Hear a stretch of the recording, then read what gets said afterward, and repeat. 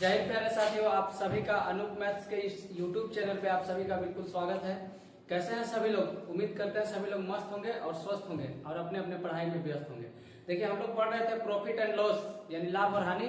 तो चलिए आगे की चीजों को हम लोग पढ़ना शुरू करते हैं। क्वेश्चन नंबर 22 से हमको कंटिन्यू करना है। क्वेश्चन नंबर 22 एक बार पढ़िए जरा, क्या कह रहा है क्वेश्चन नंबर 22। यदि एक शर्ट का विक्रय मूल्य उसके क्रय मूल्य का 35% है तो हानि प्रतिशत क्या होगा? बिल्कुल इजी सवाल है मेरे दोस्त। बोला है कि एक शर्ट का विक्रय मूल्य, एक शर्ट का विक्रय मूल्य मतलब एसपी विक्रय मूल्य, क्रय मूल्य का 35% है। जो विक्रय मूल्य है वो क्रय मूल्य का अर्थात सीपी का 35% के बराबर है, 35% के बराबर है। यहां से जब एसपी सीपी का अनुपात निकालेंगे मेरे भाई, ये सीपी गुणने में है, इधर आएगा भाग में हो जाएगा। ये 35% हटेगा बट्टा में 100, ठीक है। अब इसका रेशियो ले लेते हैं। 5 से कट जाएगा 7 बार और 5 से कट जाएगा 20 बार, यानी सीपी 20 है तो एसपी 7 है, सीपी 20 है तो एसपी 7 है। बहुत अच्छा। अब सवाल में पूछा है तो हानि प्रतिशत क्या है? 20 के सामान को जब 7 में बेचोगे, 20 के सामान को 7 में बेचा जाएगा तो सीधा सीधा लॉस हो जाएगा। और वो लॉस कितने का हो जाएगा मेरे भाई? लॉस कितने का हो जाएगा? 13 यूनिट का, 13 का लॉस हो जाएगा। किस पे हो जाएगा? 20 पे। 20 पे परसेंट निकालना है 100% से गुना। 20 पचे 100 और 13 पचे 65।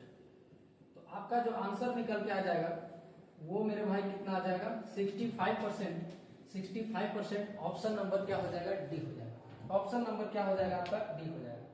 आप दूसरा मेथड भी लगा सकते हैं, वो कौन सा है उसको भी हम लोग देखते हैं। दूसरा तरीका कि यहां से डायरेक्ट हम लोग सीपी एसपी निकालेंगे, सीपी और एसपी। बोला यदि एक शर्ट का विक्रय मूल्य उसके क्रय मूल्य का 35% है तो हम मान लेते हैं क्रय मूल्य 100%। 100% का 35 कितना? 35% 35 आएगा, यानी एसपी कितना है? 35%। जब क्रय मूल्य 100% मान लिया तो एसपी कितना हो जाएगा? विक्रय मूल्य कितना हो जाएगा? 35%। अब यहां से आप रेशियो लीजिएगा। 5 से कट जाएगा 20 बार, 5 से कट जाएगा 7 बार। सीपी एसपी का अनुपात निकल गया, सीपी एसपी का अनुपात निकल गया, यानी 20 के चीजों को 7 में बेच रहे हैं, 13 का लॉस किस पे? 20 पे। तो 100 पे कितना? यहां से डायरेक्ट आपका ऐसे भी आपका आंसर कितना आएगा? 65%। 65%। उम्मीद है समझ में आ गया होगा। बढ़ते हैं अगले सवाल की तरफ। Question number 23। क्वेश्चन नंबर 23 देखिए, देखिए जरा सवाल क्या कर रहा है। क्वेश्चन नंबर 23 बोलता है एक कुर्सी का अंकित मूल्य 5000 रुपए था। एक कुर्सी का अंकित मूल्य 5000 रुपए था। दुकानदार 20% की छूट दे रहा था, लेकिन आगे मोल भाव करने पर वह लगातार छूट देने के लिए सहमत हो गया और अंत में कुर्सी को 3600 रुपए में बेच दिया। बहुत अच्छा। 5000 रुपए कीमत वाले अंकित मूल्य वाले वस्तु को 3600 में बेचा गया। बहुत बढ़िया, रुपए में बेच दिया गया। दुकानदार द्वारा दी गई दूसरी छूट क्या है? दुकानदार द्वारा दी गई दूसरी छूट क्या है? बहुत अच्छा। तो इसको बनाने का देखिए, अगर बेसिक से आप बनाते हैं थोड़ा लंबा हो जाएगा, ठीक है, कैलकुलेशन बहुत लंबा हो जाएगा। जैसे अंकित मूल्य कितना है मेरे भाई? 5000। देखते हैं, सवाल को थोड़ा छोटा करते हैं।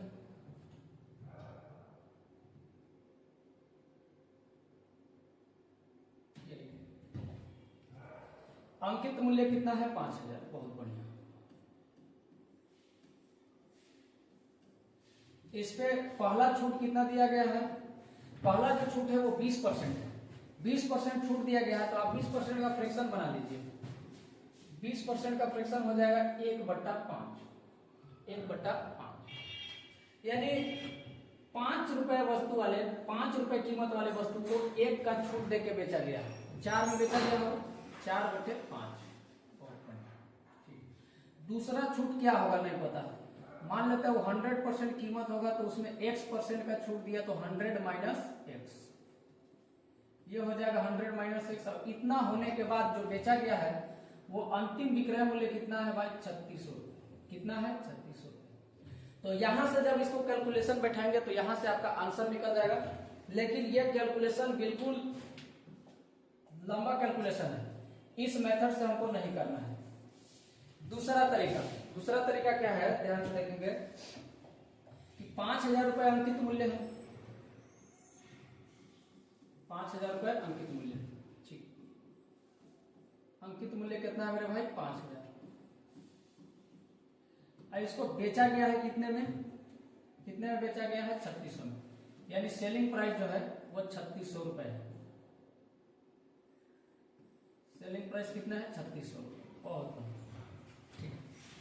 इसमें पहला छूट कितना है 20% का, तो 5,000 पे 20% का छूट दिया होगा, तो उसके बाद कीमत इसका कितना बना होगा, 5,000 पे 20% छूट देगा, ठीक है, 5,000 पे 20% छूट दे देगा, 5,000 का 20% छूट देगा, 20% का फ्रैक्शन 1/5 यानी 5 रुपए कीमत होगा तो 1 का छूट देगा, तो 4/5 पे बेचेगा, तो कितना बना होगा, 5 से काटेंगे 1000 बार और 1000 से 4 में गुना करेंगे 4000, यानी केवल 20% की डिस्काउंट देता तो 4000 में बेचा जाता, लेकिन अगला छूट देने की वजह से वो 3600 में बेचा गया, छूट परसेंट क्या है, तो 4000 कीमत बनता, लेकिन मिला कितना 3600, 4000 में बेचा जाना था, लेकिन उसको एक छूट और देने की वजह से 3600 में बेचा गया, यानी 400 का एक और डिस्काउंट मिला, 400 का डिस्काउंट। अब जो डिस्काउंट मिलेगा भाई वो कितना पे मिलेगा, 4000 पे, परसेंट निकालना है 100% से गुना, 100% से गुना,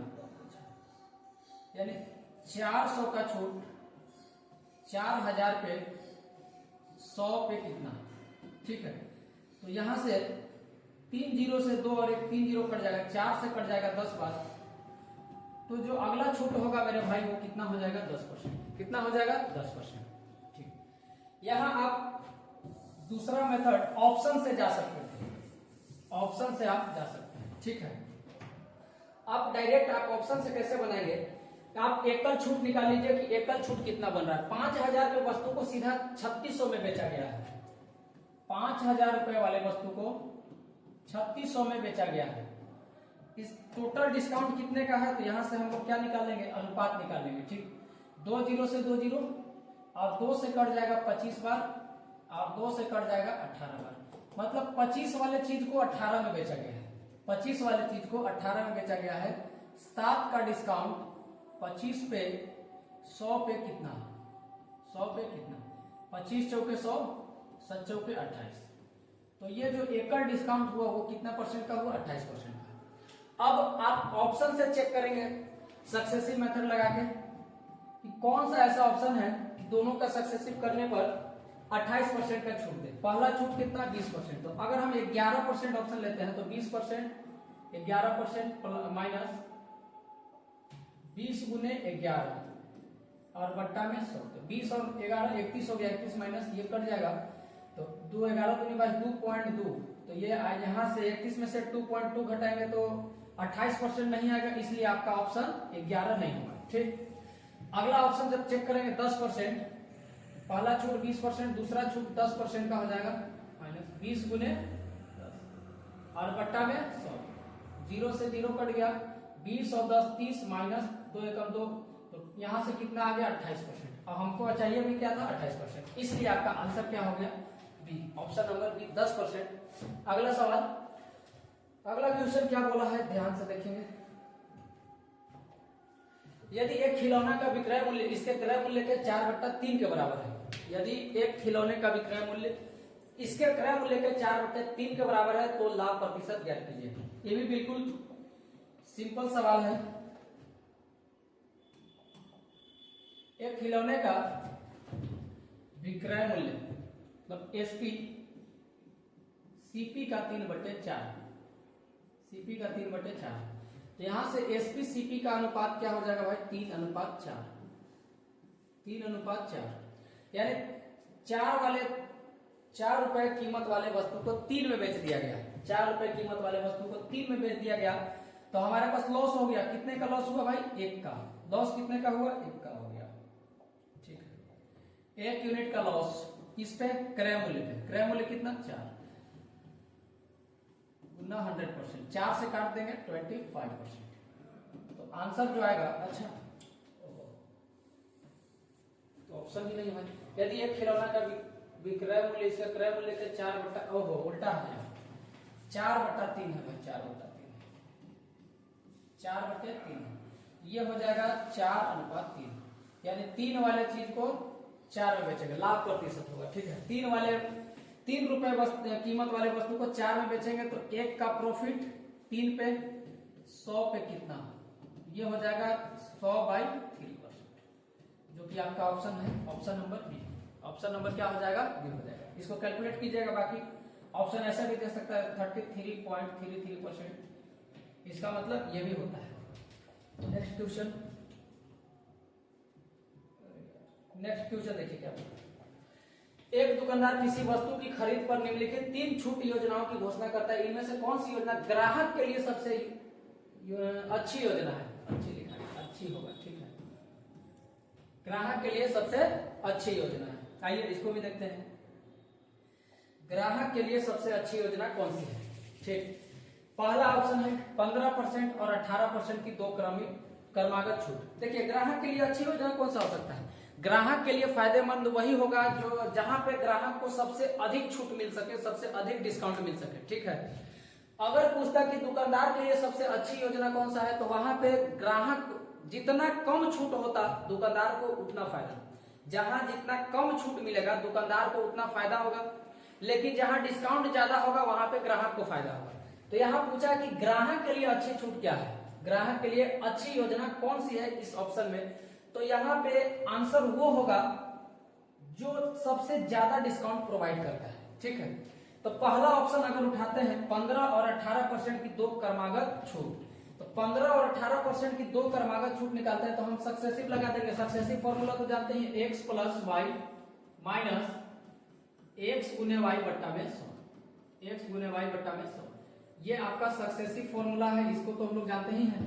तो इस पे जब हम सक्सेसिव फॉर्मूला पे बैठाएंगे तो जरा देखिएगा, पहला छूट है भाई 15%, दूसरा का छूट है 18%, माइनस 15 गुने 18 और बट्टा हो जाएगा 100, राइट। 15 18 कितना हो जाएगा 33, माइनस अब इसको जब गुना करेंगे तो 18 × 5 = 90, 0 हासिल 9, 18 × 18 = 27 और बट्टा है 100, ये 0 से 0 कट जाएगा तो ये 33 माइनस 27 को 10 से भाग देंगे तो 2.7 तो ये जो छूट मिलेगा 31 में से 2.7 घटेगा, अगर ये 3 रहता तो 3 बचता, ठीक है। अगर ये 3% रहता तो 33 में से 3 घट गया 3 बचता, लेकिन ये 3 से छोटा है तो आंसर 3% से ज्यादा आएगा, ठीक है। 3%, सॉरी 33 में से 3 घटाते तो 30 आता, लेकिन ये 3 से छोटा है तो 30 से बड़ा उत्तर आएगा, ठीक। तो 33 में से 2.7 घटाएंगे तो ये कितना आ जाएगा 30.3%, यानी 30.3%, सही है क्या, 30 और बिल्कुल सही है, हाँ या ना। तो पहला ऑप्शन हमारे पास कितना का डिस्काउंट देता है 30.3%। अब इसके बाद दूसरा ऑप्शन चेक करते हैं, ये हमको कितना परसेंट का डिस्काउंट दे रहा है 30.3%। अब इसको मिटाते हैं, दूसरा का ऑप्शन क्या कह रहा है, देखिए इसमें चेक तो करना पड़ेगा। दूसरा का ऑप्शन बोल रहा है 6 वस्तुएं खरीदे और 2 वस्तुएं मुफ्त पाए, 6 वस्तुएं खरीदे और 2 मुफ्त पाए, यानी दुकानदार के पास कुल 8 वस्तु होंगे, बोलो हाँ। 6 वस्तु खरीदने पर 2 वस्तु फ्री दे रहा है, इसका मतलब दुकानदार के पास 8 वस्तु होंगे। तो अगर एक वस्तु का कीमत, यदि एक वस्तु का कीमत 1 रुपया, तो 8 वस्तु का कीमत कितना होगा 8 रुपया। अगर एक वस्तु का कीमत 1 रुपया होगा तो 8 वस्तु का कीमत कितना होगा मेरे भाई 8 रुपया होगा, हाँ या ना। जिसमें से हमको पे कितने का करना है, केवल 6 वस्तु का, जो हमको पैसा देना है वो 6 वस्तु का पैसा देना है, यानी जो हमारे पास सीपी लगेगा वो 6 रुपया लगेगा। एक वस्तु का कीमत 1 रुपया है तो 6 वस्तु खरीदेंगे तो 6 रुपया लगेगा, क्योंकि 2 को तो हमको फ्री मिल जाएगा। तो 8 रुपए वाले वस्तु को 6 रुपए में मैंने ले लिया, 8 रुपए वाले वस्तु को 6 रुपए में बेच दिया गया, तो सीधा डिस्काउंट कितने का है 2 का। 2 का डिस्काउंट किस पे, डिस्काउंट हमेशा अंकित मूल्य पे मिलता है, डिस्काउंट 8 पे, तो 2 का डिस्काउंट 8 पे, तो 100 पे कितना, 2 चौके 8 और 4 से कट जाएगा 25। बहुत अच्छे। तो ये योजना दे रहा है 25%। इसमें ग्राहक को कुल कितना छूट मिल रहा है 25%। बहुत 25%। और ये 30% की एकल छूट है, ये आपका 30% है। तो ग्राहक के लिए कौन सा बेस्ट है? सबसे ज्यादा छूट ग्राहक को कहाँ मिल रहा है? तो ए वाले ऑप्शन ए में, ठीक है, 30.3%। सबसे ज्यादा छूट कंडीशन ए में मिल रहा है, इसलिए आपका जो आंसर होगा योजना बी में दिया गया है ए। ऑप्शन योजना बी में दिया गया है ए, यहाँ पे ए नहीं मारेगा, ठीक है। तो आंसर जो होगा ऑप्शन बी होगा, योजना ए में सबसे ज्यादा ग्राहक को छूट मिलेगा। नेक्स्ट क्वेश्चन भी बहुत मस्त सवाल है भाई, लाजवाब सवाल, कि एक व्यापारी किसी वस्तु को उसके अंकित मूल्य पर 20% की छूट देकर एक वस्तु बेचने पर 20% का लाभ अर्जित करता है। यदि वस्तु का क्रय मूल्य 448 रुपए है तो उसका अंकित मूल्य रुपए में क्या होगा? बिल्कुल सिंपल सवाल है। यहां से एक फॉर्मूला एमपी और सीपी का हमने पढ़ा था, कौन सा? अगर अंकित मूल्य और क्रय मूल्य का अनुपात निकालना होगा तो 100 प्लस प्रॉफिट परसेंट अपॉन में 100 minus discount percent. 100 minus profit percent और 100 माइनस डिस्काउंट परसेंट। तो जब हम अंकित मूल्य और क्रय मूल्य का रेशियो देखेंगे मेरे भाई, तो कितने का डिस्काउंट है? 20% का। अंकित मूल्य पर 20% की छूट, तो 100 और लाभ कितने का है? 20% का। तो 100 प्लस लाभ है 20% का, तो 100 प्लस 20, और डिस्काउंट है 20 का, तो 100 माइनस 20, ये हो जाएगा 100 माइनस 20। 100 में 20 जोड़ेंगे 120, और 100 में से 20 घटाएंगे 80, क्या आएगा? 80। अब यहां से क्रय मूल्य और अंकित मूल्य का अनुपात देखते हैं भाई, 40 से कट जाएगा 3 बार, और 40 दूनी 80 2 बार, यानी अंकित मूल्य और क्रय मूल्य का अनुपात कितना हो गया? अंकित मूल्य और क्रय मूल्य का अनुपात कितना निकल गया? 3:2, या 3:2। अब यहां से बोला है कि क्रय मूल्य 448, क्रय मूल्य 448, यहाँ पे क्रय मूल्य कितना है भाई? 2 यूनिट। 2 यूनिट रिप्रेजेंट कर रहा है 448 को। तो 1 यूनिट कितने? 1 यूनिट किसके बराबर होगा? भागा 2 करेंगे तो 2 दूनी 4, 2 दूनी 4, 2 चौके 1 यूनिट रिप्रेजेंट कर रहा है 224। तो हमसे पूछा है अंकित मूल्य बताइए, अंकित मूल्य क्या है? तो अंकित मूल्य 3 यूनिट है। 1 यूनिट का मान 224, 3 यूनिट का मान कितना होगा? 2 तिया 600, 24 तिया 72, 672 रुपए। जो अंकित मूल्य होगा वो कितना होगा मेरे भाई? 672 रुपए।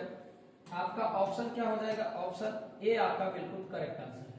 ऑप्शन ए आपका बिल्कुल करेक्ट आंसर है। देखते हैं अगला सवाल। अगला सवाल क्या कह रहा है? क्वेश्चन नंबर 27 देखिए, पढ़िए एक बार। एक वस्तु को 91 रुपए में बेचने पर सुधा को 30% का लाभ होता है। यदि वह इसे 78.75 रुपए में बेचती है तो उसका हानि या लाभ प्रतिशत क्या होगा? ठीक, आइए इसको देखते हैं। एक वस्तु को 91 रुपए में बेचते हैं तो 30% लाभ होता है। तो इतना में बेचने पर लाभ या हानि प्रतिशत क्या कीजिए? 30% लाभ होता है मतलब 130%। 100% तो क्रय मूल्य था, 30% लाभ हुआ 130%। 130% रिप्रेजेंट करना है कितने को? 91। तो 78.75 कितने का मान? ठीक है, कितना का मान? 91 का मान 130%, क्योंकि 30% प्रॉफिट है, 100% सीपी होगा, 30% प्रॉफिट, टोटल बना 130%। 130% 91 का, तो 78.75 का मान कितना? यहां से जब इसको सोल्व करेंगे तो हमारा आंसर निकल के आएगा। अब कैसे होगा ध्यान से देखिए। ठीक है, 13 से कट रहा, 13 दया 130 और 13 सत्ते 91। बहुत बढ़िया। इसका जब पॉइंट हटाएंगे तो नीचे पॉइंट के बाद 100 आ जाएगा, क्योंकि पॉइंट के बाद 2 अंक है। तो ये आपका पॉइंट खत्म।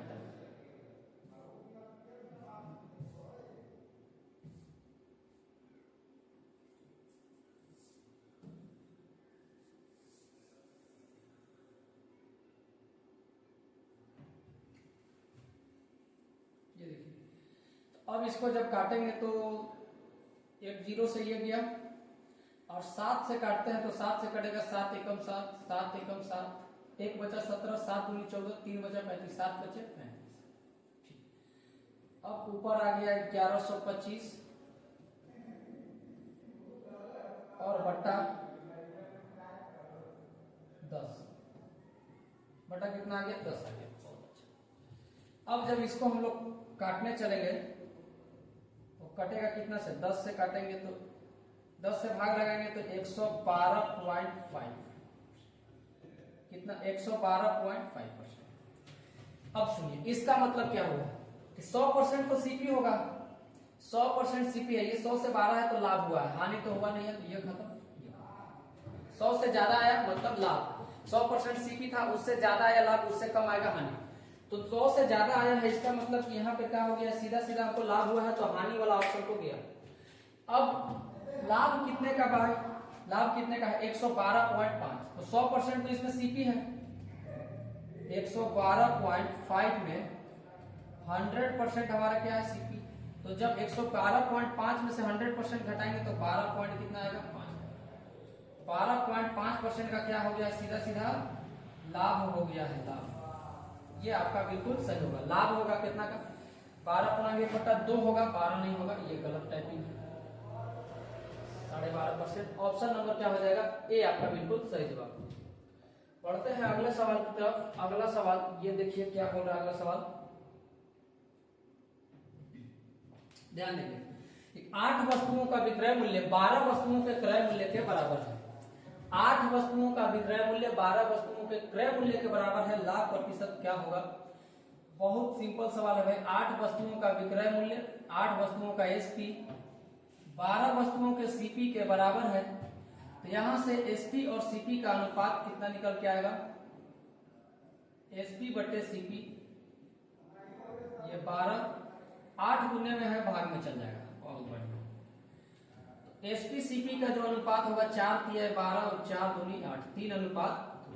एसपी सीपी का अनुपात होगा 3 अनुपात 2, यानी 2 में खरीद के 3 में बेच रहे हैं, 2 में खरीद के 3 में बेचेंगे, 1 का प्रॉफिट 2 पे 100 पे कितना, 1 का प्रॉफिट 2 पे 100 पे कितना, डेट इज 20। 2 से जब काटेंगे एक मच्छर 50%, तो जो आपका आंसर निकल के आएगा भाई कितना आएगा 50%, 50%। डेट इज ऑप्शन क्या हो जाएगा, ऑप्शन ए आपका बिल्कुल सही जवाब है। बढ़ते हैं अगले सवाल। अगला सवाल देखिए क्या कह रहा है अगला सवाल कि 50 फल बेचने पर एक फल विक्रेता को 10 फलों का विक्रय मूल्य प्राप्त होता नहीं, विक्रय मूल्य के बराबर लाभ प्राप्त होता है लिखना चाहिए, ठीक है। तो लाभ प्रतिशत ज्ञात कीजिए। 50 फल बेचने पर एक फल विक्रेता को 10 फलों के विक्रय मूल्य के, यहाँ टाइपिंग मिस्टेक है, विक्रय मूल्यों के 10 फलों का विक्रय मूल्य के बराबर लाभ होता है, लाभ प्राप्त होता है, तो लाभ प्रतिशत ज्ञात कीजिए, ठीक। आइए कितने आर्टिकल बेचे हैं भाई 50 फल बेचे हैं, तो हम यहां से मान लेते हैं कि एक फल का कीमत 1 रुपया मान लेते हैं, ठीक है। एक फल का कीमत 1 रुपया, तो 50 फल बेचने में कितने रुपए मिले होंगे भाई 50 रुपए, कितने रुपए मिले होंगे 50 रुपए, बहुत बढ़िया। अगर एक फल का कीमत 1 रुपया मानते हैं तो 50 फल को बेचने में हमारे पास 50 रुपए मिले होंगे, ठीक है। आगे सवाल बोल रहा है बेचने पर 10 फलों का विक्रय मूल्य के बराबर लाभ हो गया। इसमें जो प्रॉफिट है, प्रॉफिट कितने का है 10 फल के विक्रय मूल्य के बराबर, तो एक फल का विक्रय मूल्य 1 रुपया, तो 50 फल का विक्रय मूल्य 50 रुपया, तो 10 फल का विक्रय मूल्य कितना होगा 10 रुपया, यानी इसमें सीधा सीधा हमारे पास 10 रुपया क्या है लाभ है, 10 रुपया क्या है लाभ। 50 रुपया में बेचे 10 रुपये का लाभ है, प्रॉफिट है, 10 रुपये का प्रॉफिट है, तो सीपी कितने होगा भाई, सीपी कितना होगा 50 के समान पे 10 का लाभ है, 50 में बेचे 10 रुपया लाभ है उसमें, तो बेचे खरीदे कितना होंगे 10 रुपये कम 40 रुपए में, यानी 40 के वस्तु को 50 में बेचेंगे तब तो हमको 10 का लाभ होगा ना, 40 के वस्तु को 50 में बेचेंगे तो हमारे पास क्या होगा 10 का लाभ होगा, ठीक है। तो हमारे पास पूछा लाभ परसेंट क्या है, तो प्रॉफिट परसेंट क्या है, प्रॉफिट तो है भाई 10 का, किस पे 40 पे, परसेंट निकालेंगे 100% से गुना, ये 1/4, 4 का मतलब 25%, 4 से जब इसको कैंसिल करेंगे हमारा आंसर कितना आएगा 25%। दैट इज ऑप्शन नंबर आपका बी बिल्कुल सही जवाब है। ऑप्शन नंबर बी हो जाएगा सही जवाब। बढ़ते हैं अगले सवाल। अगला सवाल देखिए क्या बोल रहा है। अब यहां से आया बेईमान दुकानदार। बेईमान दुकानदार, बेईमान दुकानदार तो आप लोग जानते ही होंगे। बेईमान दुकानदार के पास जाने से कभी भी बेईमान दुकानदार करता क्या है कि आपको बोलेगा कि जितना में खरीदे उतना ही में दे देंगे, आप अपना आदमी है, लेकिन करता क्या है कि वो डंडी मार लेता है। आपको देना चाहिए 1000 ग्राम, देगा वो 800 ग्राम, देगा 700 ग्राम, तो वहां पे वो डंडी मारता है। इसी को बोलते हैं बेईमान दुकानदार का कॉन्सेप्ट। तो ध्यान से देखिए बेईमान दुकानदार पे सवाल जो है, पहला सवाल ये क्या बोल रहा है भाई, एक बेईमान दुकानदार क्रय मूल्य पर चावल बेचता है। बहुत बढ़िया। एक दुकानदार क्रय मूल्य पर चावल बेचता है, लेकिन वह 1000 ग्राम की जगह 925 ग्राम के गलत वजन का उपयोग करता है। उसका लाभ प्रतिशत ज्ञात कीजिए। बहुत बढ़िया। इसका मतलब कि ग्राहक के पास जब चावल लेने गया, ग्राहक दुकानदार के पास जब ग्राहक चावल लेने गया, तो दुकानदार खूब बढ़िया से एकदम समझाया कि आपको हम क्रय मूल्य पे ही चावल दे देंगे, यानी जितना में खरीदे हैं उतना ही में दे देंगे, आप अपना आदमी है, आपसे कोई लाभ लेना नहीं है। लेकिन यहाँ पे किया क्या कि वो वस्तु कम कर दिया। ठीक है, देना चाहिए था 1 kg, अब दिया ओनली फॉर 925 ग्राम। तो यहाँ पे वो डंडी मार लिया, तो वहां उसको फायदा जो हुआ वो कितने % का लाभ हुआ ये आपको बताना है। तो एक बेईमान दुकानदार है, ध्यान से देखिए, 1000 ग्राम की जगह 925 ग्राम लेता है, यानी सीपी 925 ग्राम दिया, 925 ग्राम, और जो वो पैसा लिया वो 1000 ग्राम का लिया। बहुत बढ़िया। दिखाया 1000 ग्राम, दिया 925 ग्राम, यानी 925। अगर 1 ग्राम चावल का दाम, अब देखिए ऐसे समझिएगा, अगर 1 ग्राम चावल का दाम 1 रुपया होगा मेरे भाई, 1 ग्राम चावल का दाम 1 रुपया होगा, ठीक, तो 1000 ग्राम चावल का दाम कितना होगा? 1000 रुपया। 1 ग्राम चावल का दाम 1 रुपया, तो 1000 ग्राम चावल का दाम 1000 रुपया होगा। हाँ या ना? ठीक है, बहुत बढ़िया। तो 925 ग्राम चावल का दाम कितना होगा? 925 रुपया। 925 ग्राम चावल का दाम कितना होगा? 925 रुपया। बहुत बढ़िया। उम्मीद है इतना समझ में आया होगा। हमने मान लिया कि 1 ग्राम चावल का दाम 1 रुपया, तो 1000 ग्राम चावल का दाम 1000 रुपया, 925 ग्राम चावल का दाम 925 रुपया। यानी दुकानदार ग्राहक को दिया सामान कितने का? 925 ग्राम का। कितने का दिया? सॉरी, 925 रुपया का, क्योंकि 925 ग्राम दिया है, तो 925 रुपए का सामान दिया, तो सीपी कितना होगी? 925। लेकिन वस्तु से जो पैसा लिया वो कितना दिखा के लिया? 1000 ग्राम दिखा के 1000 रुपया ले लिया। वस्तु से मतलब ग्राहक से जो पैसा लिया गया वो 1000 ग्राम का लिया गया, यानी 925 के सामान को 1000 रुपया लिया गया। सीधा लाभ कितने का हुआ? यहाँ से रेशियो ले लीजिए, 5 से देखिए कट जाएगा, 25 से कटेगा, पहले 5 से काटते हैं, 5 एकम 5, 4 बचा 42 हो गया, 5 8 40, 2 बचा 25, 5 बचे 25। और जब इसको 5 से काटेंगे भाई तो ये हो जाएगा 200। फिर 5 से कट रहा है, 5 3 15, 3 बचेगा 35 हो जाएगा, 5 7 35। अब 5 से कट जाएगा 40 बार, यानी 37 वाले वस्तु को 40 में दिया, 37 रुपए वाले वस्तु को 40 में दिया। 3 का प्रॉफिट ले लिया। 3 का प्रॉफिट किस पे लिया भाई? 37 पे। 100 पे कितना? ये आ जाएगा 300 बटे 37। 300 बटे 37, 300 बटे 37।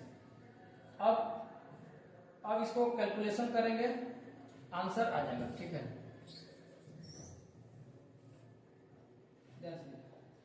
अब जब इसको काटेंगे तो क्या होगा?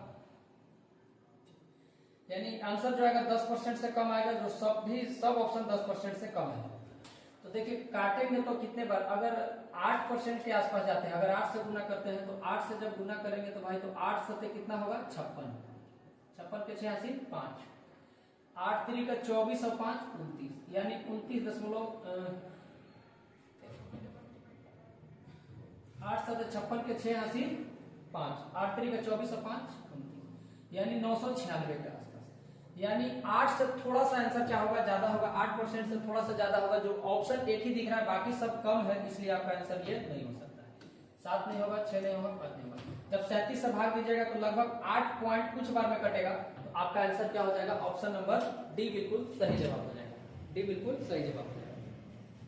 अगला सवाल, एक और बेईमान दुकानदार का सवाल है। देखिए क्या बोल रहा है सवाल। पता है, एक दुकानदार किसी वस्तु को सीपी पर बेचने का दावा करता है। अरे वाह, यह भी बोला कि हम क्रय मूल्य पर ही वस्तु को दे देंगे। बहुत चालू बना है। बोला कि एक दुकानदार किसी वस्तु को सीपी पर मतलब क्रय मूल्य पर बेचने का दावा करता है, लेकिन वह त्रुटिपूर्ण तराजू का उपयोग कर 14.28% का काम नहीं लाभ प्राप्त करता है। ठीक है, तो ज्ञात करें वह 1 केजी की जगह कितना किलोग्राम प्रयोग किया है। बहुत अच्छा। देखिए दोस्तों,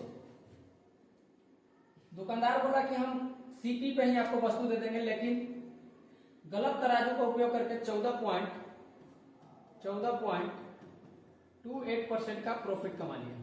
14.28% को हम लोग 14 से 2/7% भी लिखते हैं। 14.28% को 14.2/7% भी लिखते हैं। और इसका फ्रैक्शन वैल्यू कितना होता है भाई? 1/7। इसका फ्रैक्शन वैल्यू कितना होता है? 1/7। ठीक है, यानी यहां से आप सीपीएसपी का अनुपात निकालेंगे, यानी 7 रुपए वाले वस्तु को 1 का लाभ लेके 8 में बेचा गया। ठीक है, यानी 7 रुपए का सामान दिया गया, दिखाया गया कितना? 1000 ग्राम।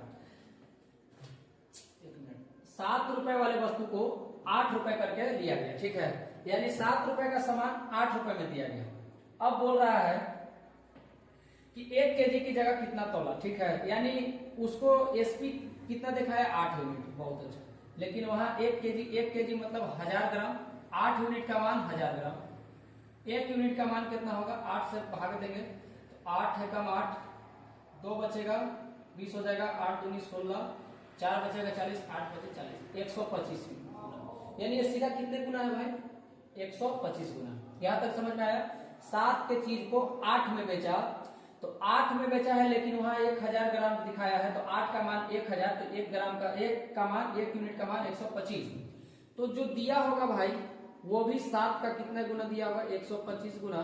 तो 7 × 5 = 35 के 5, अरे हटो ना यार, 7 × 5 = 35 के 5 हासिल 3, 12 × 7 = 84 और 3 = 87, 875 ग्राम।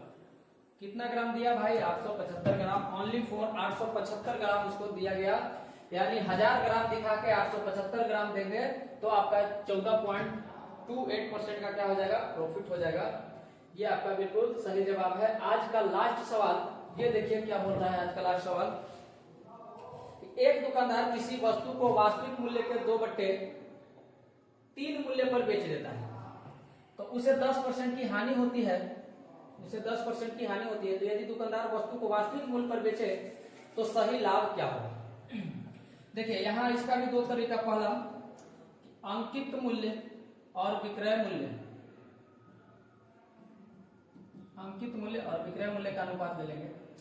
बोला है कि वास्तविक मूल्य के 2/3 मूल्य पर बेचने पर, यानी अंकित मूल्य जो भी होगा उसका 2/3 मूल्य पर बेच दिया।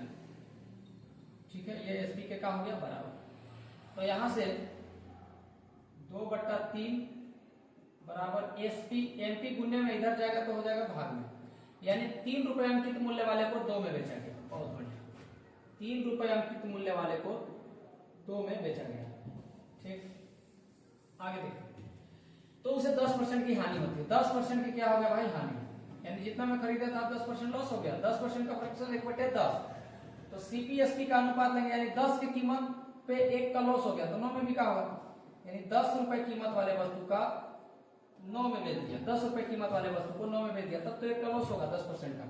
अब भाई रेशियो सेट कीजिएगा, यहाँ 2, यहाँ 9, ये हो जाएगा 9 × 3 = 27, 9 दूनी 18 और 10 दूनी 20। ठीक है, 10 दूनी 20। अब यहां से सोल्व करें, पूछा क्या है? तो सही लाभ परसेंट क्या है? 1 मिनट में। तो वास्तविक मूल्य पर बेचे तो सही लाभ क्या होगा? यानी कोई छूट नहीं दिया जाए, जो उसका वास्तविक मूल्य है, जो अंकित मूल्य है, उस पे अगर बेचा जाए तो इसका वास्तविक लाभ परसेंट क्या होगा? तो उसका अंकित मूल्य कितना है भाई? 27, और खरीदा भी कितना है? 20। बहुत बढ़िया, 20 में खरीदा है, यानी 20 में खरीदा है और कोई छूट ना दे तो अंकित मूल्य पे बेचेगा, यानी 20 के सामान को 27 में बेचेगा। तो प्रॉफिट कितने का होगा? प्रॉफिट परसेंट 7 का प्रॉफिट, 20 के सामान को 27 में बेचेगा, 7 का प्रॉफिट कितने पे भाई? 20 पे। परसेंट निकालना 100% से गुना, 20 बचे 100, 7 बचे 35%। आपका आंसर क्या हो जाएगा? 35%। बिल्कुल सही जवाब। एक और तरीका है, वो तरीका से भी थोड़ा सा शॉर्ट हो जाएगा, देखते हैं उसको भी ध्यान देंगे हम लोग। कि बोला है कि एक दुकानदार किसी वस्तु को वास्तविक मूल्य के 2/3 हिस्सा पे, यानी अंकित मूल्य 3 हिस्सा, ध्यान से सुनिए, अगर 3 यूनिट अंकित मूल्य है तो उसको 2 यूनिट में बेचा गया। कितना यूनिट में बेचा गया भाई? 2 यूनिट में। 2 यूनिट में बेचने पर 10% लॉस हो गया। यानी कोई भी वस्तु का कीमत अपने आप में 100% के बराबर होता है। 10% लॉस हो गया, यानी 2 यूनिट में बेचने पर 10% का लॉस हुआ।